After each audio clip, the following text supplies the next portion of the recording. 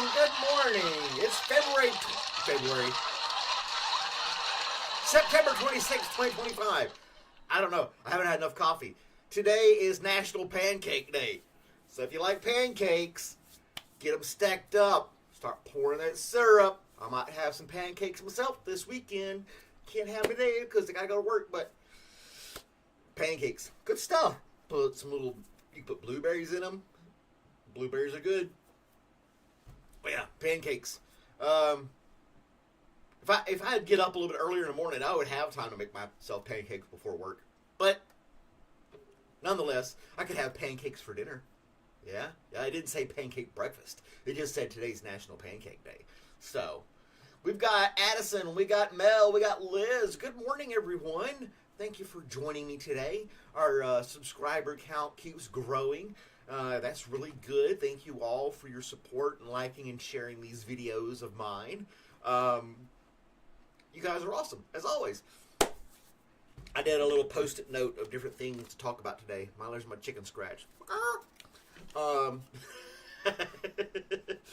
I said about the blueberries, there was research that blueberries can help infants with their allergies and their gut health. Of course, you want to squish them up. You don't want to feed them whole and choke your kid.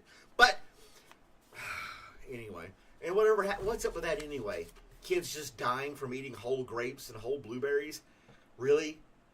That's called natural selection. I know that sounds cruel, but if you got to chop your grapes and blueberries up into quarters so your kid doesn't choke because he or she is too dumb to chew, yeah. But, I mean, they do puree baby food, but they do that because the babies don't have teeth.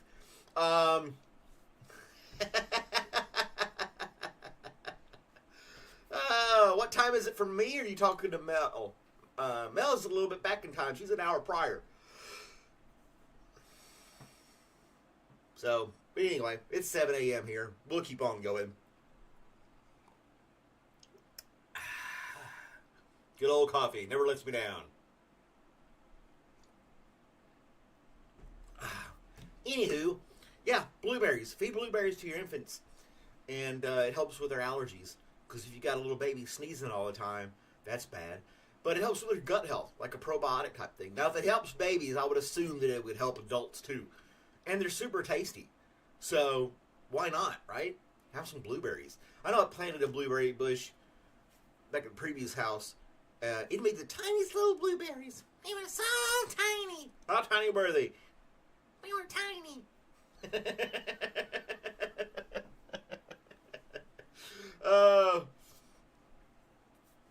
But Random's here. Hey, Random! He forecasted 9 out of 10 day today. It's going to be raining today, and throughout the weekend here in my area. So, which is fine. Bring on the rain. It's nature. It's got to happen. It's part of nature. So anyway, we have a person from another country that is using Arabic writing for their name, and I don't know how to read it, but they said hi, so thanks for joining in and saying hi. Serena Williams is celebrating her birthday today. Can you guys guess how many Grand Slam victories she has? It's a lot. Serena Williams. I don't know how old she's going to be. He just said it's her birthday today. She was born in 81. Somebody do the math. She's 44? Is that right? She's going to be 44?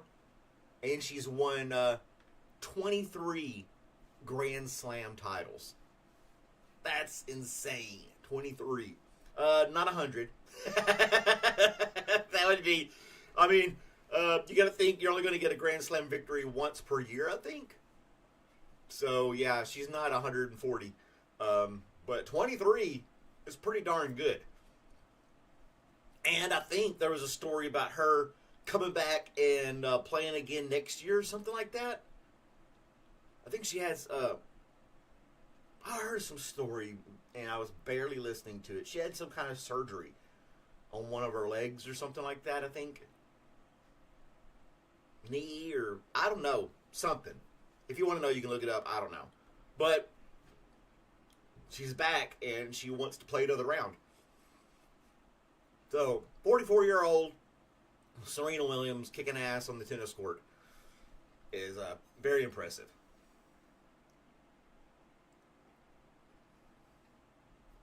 Oh, we got to copy and paste what he says so we can. I'm going to copy that.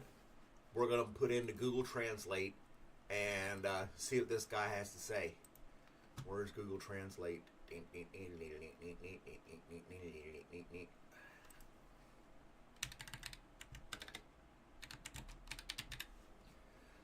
Bloop. And we'll put it in here. Oh, he said good. Oh, I'm having to copy and paste what he says. Obviously, he can understand what I'm saying, but he can't type it, which is odd. We'll paste that. He's in Iran. He's in Iran and he's doing good. Whoever this person is, we can try to copy their. Let's copy their name. Google Translate's awesome. We'll put it up here like that. It's a little tedious. His name is Asghar Darzi. Asghar Darzi from Iran. He says hello. He's doing fine. So there you go. It takes a little effort on my part to translate it, but we have the internet, right? There's no reason not to be able to translate it. So, yeah.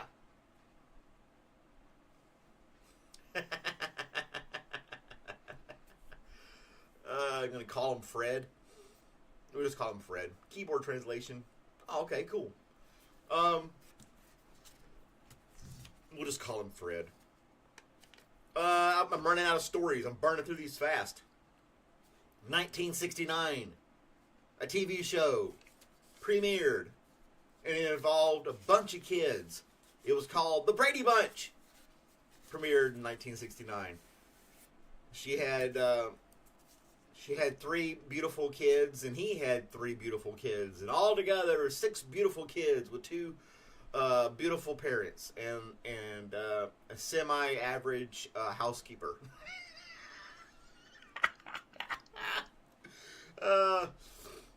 The Brady Bunch. The Brady Bunch.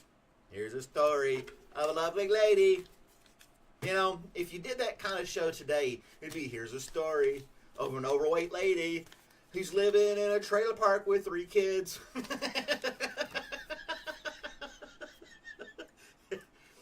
And along came the landlord. He had 3 kids of his own. She couldn't afford the rent, so they made an agreement. That would be the Brady Bunch today. I don't think it'd be. And now they get a bunch of food stamps. Oh my gosh. That's mean. Yeah, if there was a thing called Brady Bunch today, it would have to be in a trailer park. That'd be the only way I'd watch it. The new Brady Bunch would have to be. Because all these shows of these kids, or these families in these nice houses, living these nice lives, and everything's perfect, and they just have trivial problems that they're trying to solve. That's what made Malcolm in the Middle so good. They were just a regular family. They had, some struggles in life, but it was more relatable than something like Modern Family, where they're living in a giant mansion and everybody's driving, luxury cars everywhere and they're doing all that kind of stuff. But I don't know. I never really cared for those kind of shows like Friends and stuff. All those beautiful people living in an apartment in New York and never really having to work. It just wasn't realistic to me. I didn't live that lifestyle. I can't relate. So, hey, it's Wesley. We're making fun of the Brady Bunch. We're gonna reboot. We're gonna reboot the show called the Brady Bunch and make it in a trailer park. Kind of like a spinoff from My Name Is Earl. Oh, that show is hilarious too. It was such a fun show. And there's Deb. Good morning, Deb. Thanks for joining us this morning. Oh my gosh. You think Random might be Batman? I'm Batman. Is that a good voice for Batman? I'm Batman. Oh, what was it, the guy on YouTube that had the Batman mask? And he would film himself all the time going, I'm Batman. And he had the thing on there. I don't know, it was pretty funny. Where was I? I don't know. I ran out of stuff to talk about. I still like to make fun of the Brady Bunch. I mean, it was a single income. Still, the guy was able to work his job and afford a wife and 6 kids and a housekeeper. I can't remember what his job was on the Brady Bunch, but he was able to maintain all of them with one job back in '69 and early '70s. She didn't work. I don't think she worked. Did she work? Did the mom work? I don't remember. Let's ask Gemini. Did both parents work on the show called The Brady Bunch? Neither Robert Reed nor Florence Henderson had children of their own on The Brady Bunch. The show focused on their characters, Mike and Carol Brady, raising their blended family of 6 kids. They didn't even work. Neither one of the parents worked. How did it make that show believable? Neither Robert nor Florence.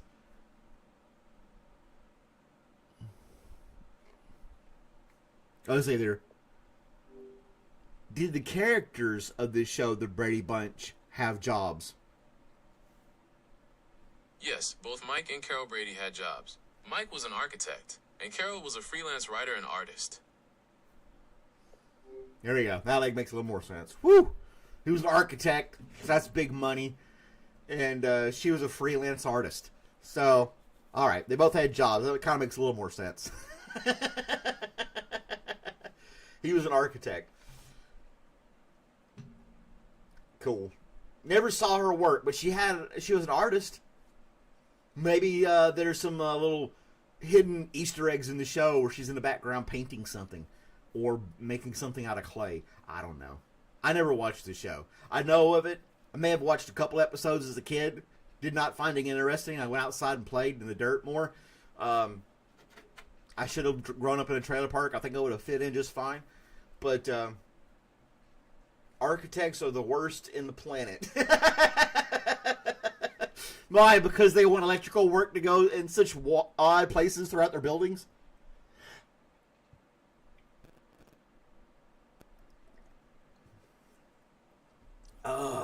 Brady Bunch, yeah. Eating the worms?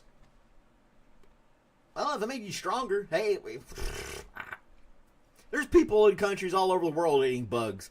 Who am I to say that Mr. Not There can't eat his worms when he was a kid? Well, you scrape your knee, you just rub some dirt on it to keep it from bleeding, that type of thing, and you survived. Oh, it's crazy. Why not? Eat some worms. You can have them. I'm sure they're a delicacy in some country, probably somewhere in Asia or something like that. Oh, here's an explanation why architects are horrible. Architects design stuff with zero purpose except looks. No idea how anything else works. Obviously, Random has had some bad experience with some architects. Yeah. Trains. But anyway, I didn't eat bugs or anything like that as a kid. I did get tricked into eating some kind of bug at I would call a farmer's market in South Korea when I was there. And they were serving these things up to people passing by, and they were happily paying for them. And we thought it was super strange. And out of the group of guys that I was with, I lost. I drew the short straw. I had to try one, and it tasted like I had put a rotten turd in my mouth. It was the most disgusting, horrid taste and smell of anything that I ever consumed ever. And I couldn't spit it out because, that would be disrespectful. So I had to grab a Coca-Cola and just try to, choke it down. It was pretty nasty. Pretty nasty stuff. Well, anyway, that's my time. 15 minutes of fame. Thank you guys for joining us. It's Friday! I hope you all have a great day. Thank you guys for watching, liking, subscribing, and all that other good jazz. And I look forward to seeing you next time. Bye, everybody.